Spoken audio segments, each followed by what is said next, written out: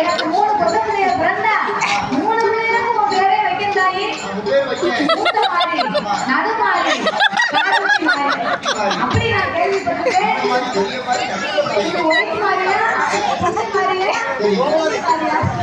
வரும்